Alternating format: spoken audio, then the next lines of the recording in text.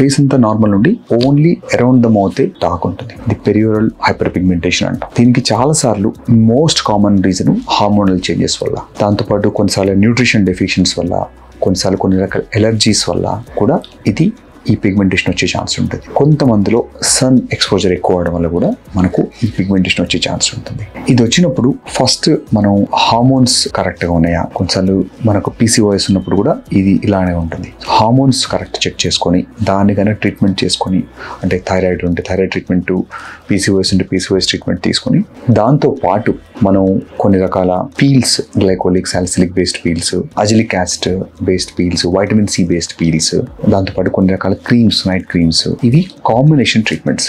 బాగా ఎక్కువ ఉన్నప్పటికీ కొన్నిసార్లు మనం కొన్ని రకాల లేజర్స్ కూడా, పీకో ఆర్క్యూస్ట్ లేజర్స్ కూడా కాంబినేషన్ చేస్తాం. సో అందరికీ అన్ని అవసరం ఉండదు. మీ పర్టికులర్ కండిషన్స్లో రిక్వైర్మెంట్ బట్టి కొంతమందికి ఓన్లీ ఓరల్ ట్రీట్మెంట్ కూడా చేసి అవసరమైతే ఈ పీల్స్ కానీ లేజర్స్ కానీ యాడ్ చేసుకోవచ్చు. సో మీకు ఓరల్ పిగ్మెంటేషన్ ఉంటే ఒక్కసారి మీ హార్మోన్స్ అన్ని కరెక్ట్గా ఉన్నాయో చెక్ చేసుకోండి. హార్మోన్స్ కరెక్ట్గా ఉంటే మీరు వెంటనే, అంటే ఈ పీల్స్కి, ఈ లేజర్ ట్రీట్మెంట్స్కి తీసుకోవచ్చు. దాంతోపాటు కొన్ని రకాల క్రీమ్స్ కూడా మెయింటెనెన్స్ ఇస్తాము. ఇది వెంటనే పోదు. పెరియోరల్ పిగ్మెంటేషన్ కొంచెం స్టబన్గా ఉంటుంది, చాలా టఫ్ పోవడం. ఇది అట్లీస్ట్ ఒక 2 to 3 months or few sessions అన్న మినిమం పడుతుంది రెస్పాన్స్ చూడటానికి.